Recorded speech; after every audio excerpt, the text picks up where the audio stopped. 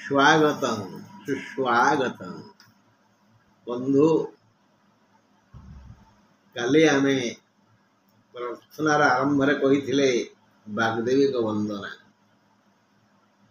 कारण से का मुह को चाहती सृष्टि आरंभ से ब्रह्मदेव को कही तेणु यदि मोर 1000 ना को जपिब मु तो पत्नी हेबी। से भगवादिनी जिमती निरपेक्षा शनि से निरपेक्षा जाति धर्म वर्ण निर्विशेष से जमा लांछुआ नुहति समस्त से दृढ़ पदक्षेप निहति। राजा दशरथ परा तांकु आक्रमण करने जाइथिले। शनि हसी थिले, राजन तमर जो साहस आ धैर्य एथिपाई मु तुमको वर देवी। यही साहस आ धैर्य कहार शक्ति नहीं, तुम तो मनीष जड़े देवता ऋषि महर्षि कहार शक्ति नहीं मते पराजित करिवो। एपरिकी मोर पिता सूर्यदेव तमर यही साहस और धैर्य पाई मु प्रसन्न। दशरथ शनि को जो स्तुति करथिले ताहा दशरथ कृत शनि स्तोत्र। जो मानक जातक शनि अशुभ अवस्था अछंती एवं यही अशुभ अवस्था थिबा शनिंकर दशा अंतर्दशा प्रत्यंदशा पड़ी सेमाने दशरथ कृत शनि स्तोत्र पढ़ु मंगल हेब। अथवा जदि नाही पाखरे हनुमान को स्तुति करंतु। अतुलित बलधाम आमे हनुमान कौन कहूचे अतुलित बलधाम माने अतुलनीय बली समस्त बलर भंडार जा बाहुरे। धाम माने भंडार अतुलित बलधाम। हेम माने सुना, हेम माने सुना, शैल माने पहाड़, आभा माने कांति। हेम शैलाभ विराट काय शरीर तांकर। जानकी पचारिले तमे तो छोटिया मांकड़ छोटिया कपि तमे ये लंकार भयंकर असुर मानकर कौन हानि करी पारिबो। अशोक वन को जाउच फल खाइबा पाई सेथिपा बड़ बड़ योद्धा अछंती। माँ डरबनी आखि बुझीबनी देख मु किए। जो शरीर देखाई थिले सीता आतंकित हो गले। कहले तुम टे तुम पूर्व को फेरियास पुओ। तुम कहले माँ एथर देखिल तो ये असुर मान को मु ध्वंस करी तुमको तुम्हें अनुमति देले तुमको एवं सांगे नहीं पड़े प्रभु को अर्पण करदेवी। मो कांधे बस ना। नहीं बापा नहीं बापा जा जा तू फल खाई आ। तेणु से सुमेरु पर्वत भली फल दिया गोरा बुझीगला। अतुलित बलधाम हेम शैलाभ देह दनुज वन कृषाणु। दनुज बोले असुर समस्त असुर यदि गोटे गोटे गछ हुंती आई असुर मान को यही गछ मान को नहीं जो जंगल हुए से जंगल को पोड़ापी ये हेले कृषाणु। दनुज वन कृषाणु माने निया दवाग्नि। जंगल को जो निया जाली दिए दवाग्नि कह जाए। दनुज वन कृषाणु ज्ञानीनां मग्रगण्यं। जेते ज्ञानी अछंती ज्ञान कौन छा छा तो गछरे फलुची ना समुद्र में पानी अच्छी बुड़िए बुड़िए नहीं आसवा दैवदत्त। तेणु जिते ज्ञानी अछंती तांका मध्यरे अग्रगण्य number 1 first class fast position अच्छे शतकड़ा 100 अधिक ज्ञान आंकर अच्छी ज्ञानाग्रगण्य सकल गुण निधान जेते गुण अच्छी जो गुण पाई आमे गुणी बोली व्यक्ति कही थाऊ सबू गुणर ये मूल कारण ये दया कले व्यक्ति गुणी हुए सकल गुण निधान बानराणां मधीशम सबू मांकड़ मानकर अधिपति लंका रु सीतांकु ठाब करी फेरिला परे समस्त मांकड़ आश्चर्य हेले तुमे गोटे कुदारे समुद्र लंघन कल केते शक्ति तेणु बानराणा मधीशम और रघुपतिंकर प्रिय भक्त रामंकर जेते भक्त अछंती त्रैतयारु द्वापर कली देई जेते भक्त अछंती तांका मध्यरे हनुमान अति प्रिय निजे कहिचंती सीता ठाब परे कुंडई पकेले काहाकू हनुमान को श्री राम तुम मम भरत संभाई तुम्हें मोर भरत समान भाई अट तुम मोर भक्त नुह सेवक नुह भाई मत में रघुपति प्रिय भक्त आवश्य किए आपा किए पवन बात जातं नमामि मुझे बात जातं हनुमान को नमस्कार करती आप नमस्कार करंतु प्रतिदिन ये श्लोकटी पढ़ंतु हनुमान को फोटो आगे मूर्ति आगे मंदिर रे देखंतु फल पाइबे अतुलित बल धाम हेम शैलाभदेहम तनुज वन कुशान ज्ञानीनाग्रगण्य सकल गुण निधानं बानराणां मधीशं रघुपति प्रिय भक्तं बात जातं नमामि।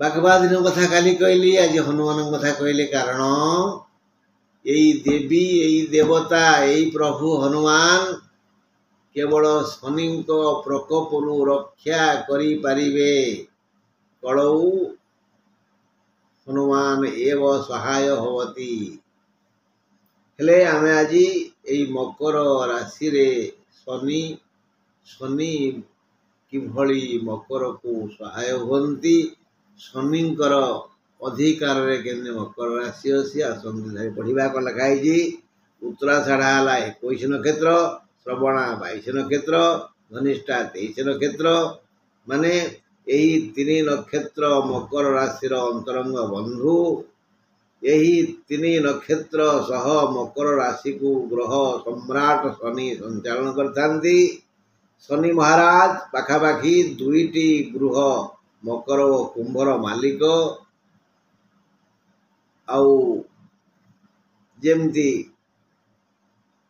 यथा गुरु माने बृहस्पति दृष्टि शुभ फल दे थाए तथा शनि दृष्टि अशुभ फल दे थाए कथा एठी थाउ बृहस्पति जोठी थांती से स्थानर मंगल करंतिनी जो घर को देखती से घर मंगल हुए शनि जोठी देखन दृष्टि पड़े से घर क्षति क्षति क्षति क्षति क्षति हुए लाभर प्रश्न उठेनी शनि जो घरे थांती से घर मंगल हुए कौन कहगला ग्रहराज बृहस्पति दृष्टि जेभली जो घर को पड़े से घर विकास हुए सेमती शनि को दृष्टि जो घर को पड़े से घर विनाश हुए मात्र शनि जोठी थांती से घर मंगल हुए विशेषतः तृतीय षष्ठ दशम एकादश रे शनि थिले एई घर मानंकरू मिलुथिबा फल अवश्य फली थाए त्रिषठ एकादशी शौरी त्रिषठ एकादशी भौम त्रिषठ एकादशी राहु सर्वरिष्टम विनश्यति ज्ञानी माने लिखचंती परा 3 6 11 এই ତିନି ଘରେ ଯଦି ପାପ ଗ୍ରହମାନ ରହନ୍ତି ତାହେଲେ ଭଲ ଫଳ ଦେବେ। କ'ଣ କହିଲେ? ଓ 10 ମୁଁ କାହିଁକି କହିଲି? ଶ୍ଲୋକଟା ମନେ ପଡ଼ୁନି ତ କହିଥାନ୍ତି ଆଜ୍ଞା। 10 ହେଉଛି ଶନିଙ୍କ ଦୃଷ୍ଟିର ଆଉ ଗୋଟିଏ ଫଳ। ଶନି ପାପ ଗ୍ରହମାନ 10 ଥିଲେ ଭଲ ଫଳ ଦେଇଥାନ୍ତି। ଯଦି ମକର ଘର ହେଉଛି ଅଷ୍ଟମ ଘର, ସେଠି ଚନ୍ଦ୍ର ସହିତ ଶନି ଅଛନ୍ତି, ତେବେ ଜାତକ ଦୀର୍ଘାୟୁ। ଅନ୍ୟ କୌଣସି ଗ୍ରହ ଅଷ୍ଟମ ରହିଲେ ଭଲ ଫଳ ଦିଅନ୍ତି ନାହିଁ, କେବଳ ଚନ୍ଦ୍ର ହିଁ ଭଲ ଫଳ ଦେଇଥାନ୍ତି।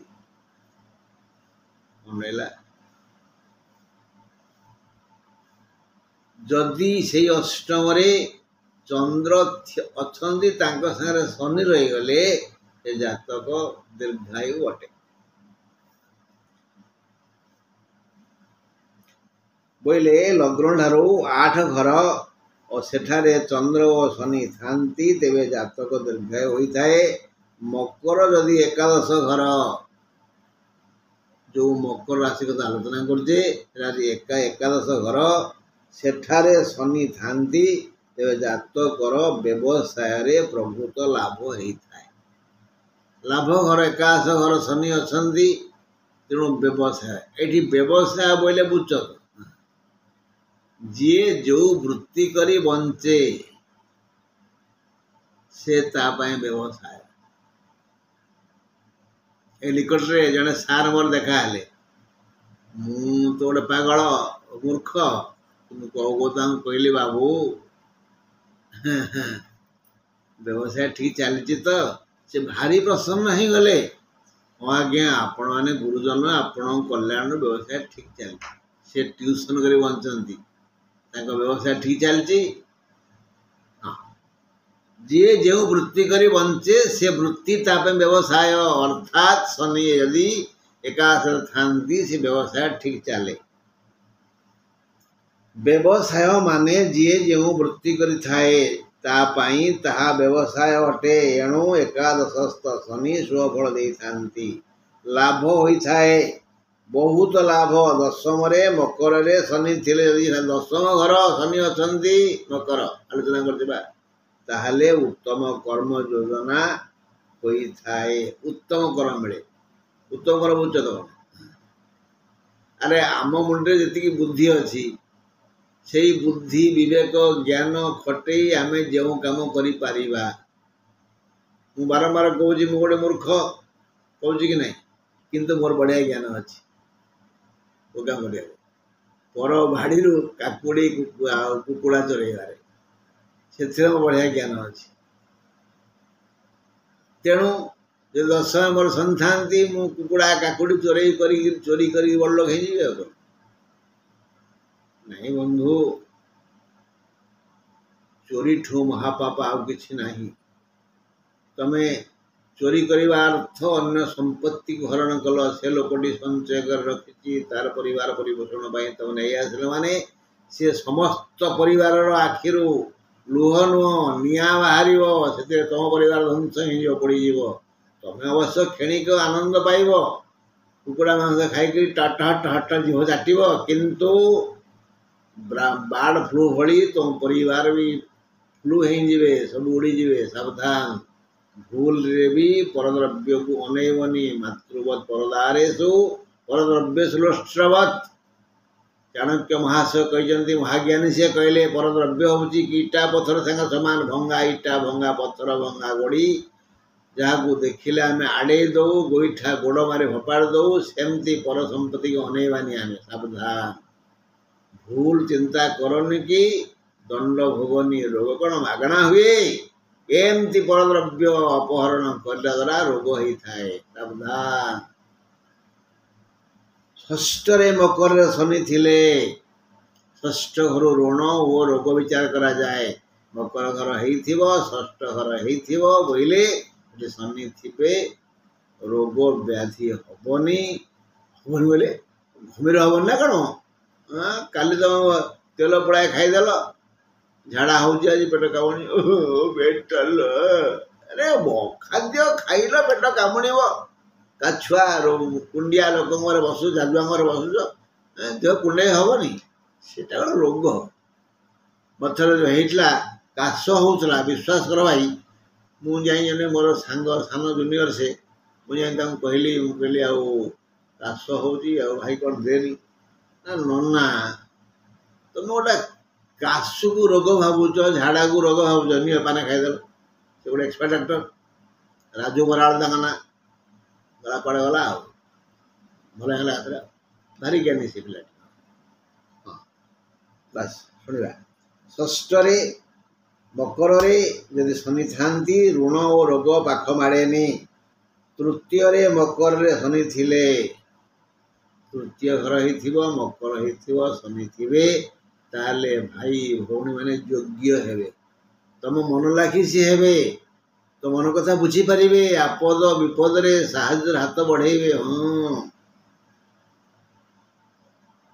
भाई भौणी मैंने स्नेही होता जदि शनि 1 4 7 10 प्रभृति केन्द्राधिपति होई मकर 3 6 10 11 थांती शनि जदि पाप ग्रह समस्त पाप ग्रह केन्द्राधिपति हेले भल केन्द्र बोलते लग्न चतुर्थ सप्तम दशम ए घर मालिक हेले भल कोई जदि 3 6 10 11 मकर थांती ताहले जो कथा कही आसिले अधिका लाभ हम अधिका भल हम बहुत भल फल मिलता है जदि शनि सह तार मित्र ग्रह किए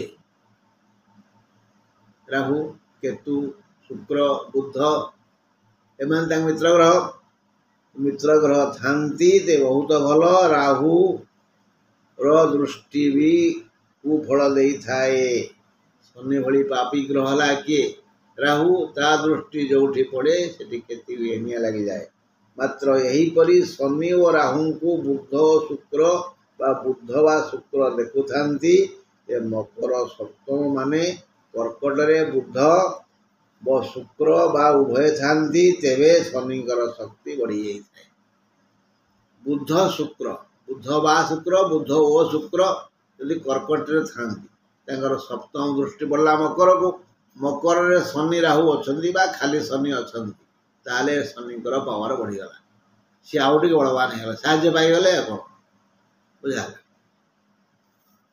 शनि सह मंगल जही थिले भी भयंकर विपद माड़ी आसे से जातक हूँ पारद स्तूप पारद चीन गोटे नदी अच्छी भयांग हो ताकू चीन दुख कह जाए बुझा पड़ा मुझे क्लास करी पिले गोटे समबाहु त्रिभुजार कईटा बहिस्थ कोण थाए आउ से बहिस्थ कोण परिमाण केते समस्त बहिस्थ कोण समष्टि केते से समष्टि को क्यों कोण कह जाए जे भल पिला से बुझी पाइले चित्र कर ब्लैक बोर्ड रे बुझेदेली तापर पचारे एथर कह से मो मुँह को जल जल चाहिए मुझे आउ कि कहबी एति प्रश्न ब्लैक बोर्ड लिखाला तुम मैंने तुम्हें तुम सांग साथी गुरुजन सह आलोचना करी कल उत्तर दब नहले गोटे पिला कहला सर आज बुझे दौना कहीं हाँ खाली कौन पर निर्भर निजे चेष्टा कर निजे बल ठिया होन काली कहीदेवी आपण मत कही काली केबे आसेनी next day should not return कही केबे फेरेनी काली जमा मुझे शुणिबिनी मु काली आसंता काली आज हूँ शनिवार मु काली रविवार स्पेशल आसबि क्लास को तुम समस्त आसो काली कोचिंग क्लास करी काली मैथमेटिक्स पढ़ेबी निश्चित भाव है कथा तेणु यही हेडस्ट्रंग हुआ निज कर्तव्य यही हेडस्ट्रंग हुआ तुम मुंड को आसी तुम मूर्ख नुह ना और शुण ये मंगल आ शनि एटा यही कथा कहीं कहली ना मुझे कहूली ସେତିକି ବେଳେ ସ୍କୁଲ ଆଉ ଜଣେ ମ୍ୟାଥମେଟିକ୍ସ ଟିଚର ବସି ଆସିଲେ, ସେ ବାଟେ ଯାଉଥିଲେ। ସିଏ ପ୍ରଥମେ ଠିଆ ହେଇ ଶୁଣିଲେ। ଶୁଣି ଆସିଲା ପରେ ସିଏ ହାଇଲି ଏଜୁକେଟେଡ୍ ମୋଠୁ ବହୁତ ଅଧିକ ପାଠ ପଢ଼ିଛନ୍ତି ମ୍ୟାଥମେଟିକ୍ସରେ। ସେ ଠିଆ ହେଇ ପଚାରିଲେ, ଆଜ୍ଞା ପଣ୍ଡିତ ମହାଶୟ, ଆପଣ ବ୍ଲାକ୍ ବୋର୍ଡ଼ରେ ଯେଉଁ ପ୍ରଶ୍ନ ସବୁ ଲେଖିଲେ ଏବାଉଟୁ ସମ୍ଭବ ତ୍ରିଭୁଜ, ତାର ଉତ୍ତର କ'ଣ ହବ? ବୋଲେ ମୁଁ ଜାଣିନି ବା, ମୁଁ ଆସିଥିଲି ଆପଣଙ୍କୁ ପଚାରେ ବୁଝିଥାନ୍ତି, ଆପଣ ଉତ୍ତର କହିଥିଲେ ମୁଁ ପିଲାଙ୍କୁ କହିଥାନ୍ତି। ଆଉ କହିଲେ ନାଇଁ ମ, ଆପଣ ଅଜଣା ଲୋକ ନୁହନ୍ତି, ଆପଣଙ୍କୁ ସବୁ ଜଣା, କିନ୍ତୁ ମୋଠୁ ଉତ୍ତର ଚାହୁଁଛନ୍ତି, ମୁଁ ଛଳନାଗରେ ପଳେଇଗଲି ହେଲା। ତେଣୁ ଏଇ ଦୃଷ୍ଟିକୋଣରୁ ଆମେ ସିଏ ବି ମ୍ୟାଥମେଟିକ୍ସରେ ପୋକ, ଦି ଜଣ ହେଲେ ଯୁକ୍ତି ହବ, ଯୁକ୍ତି ହେଲେ କ'ଣ ହବ? ପାରଦ ସ୍ତମ୍ଭ ହେଇଯିବ। ମୋର କହିବା ତାତ୍ପର୍ଯ୍ୟ, ଯାହା ଜାତକରେ ଶନି ଆଉ ମଙ୍ଗଳ ଗୋଟାଏ ଘରେ ଥାନ୍ତି, ସିଏ ଜାତକ ହେଉଛି ପାରଦ ସ୍ତୂପ। କେତେବେଳେ ଢୋ ହବ? ଜାପାନର ଫୁଜିୟାମା ଆଗ୍ନେୟଗିରି ଶୁଣିଛ ନା? ଶୁଣିଛ? ଜାପାନର ଫୁଜିୟାମା ଆଗ୍ନେୟଗିରି, ଚୀନର ନଦୀ ହୟାଙ୍ଗ ହୋ, ବୁଝିଲ କଥା? ଏଇଭଳି ସେଇ ଜାତକକୁ, ସେଇ ବ୍ୟକ୍ତିକୁ ଦୁଃଖ ନଦୀରେ, ଦୁଃଖ ବନ୍ୟାରେ ଭସେଇ ଦେବେ ଏଇ ଶନି ମଙ୍ଗଳ। ଯଦି ଶନିଙ୍କ ଦୃଷ୍ଟିରେ ମଙ୍ଗଳ, ମଙ୍ଗଳଙ୍କ ଦୃଷ୍ଟିରେ ଶନି, ଇଏ ଯେଉଁ ଦି ଘରର ମାଲିକ, ସେ ଘରେ ଖାଲି ନିଆଁ ଲାଗେ, ଶାନ୍ତିର ପ୍ରଶ୍ନ ଉଠେନି। ଦେଖନ୍ତୁ ନା ଆପଣଙ୍କ ଜାତକରେ ଶନି କି ମଙ୍ଗଳ, ମଙ୍ଗଳକୁ ଶନି ଦେଖୁଛନ୍ତି କି? ଆଉ ଶନି ମଙ୍ଗଳ ଗୋଟେ ଘରେ ଅଛନ୍ତି କି? ଯଦି ନଥିବ ତାହେଲେ ଖୁସି ହୁଅନ୍ତୁ। ରହିଲି।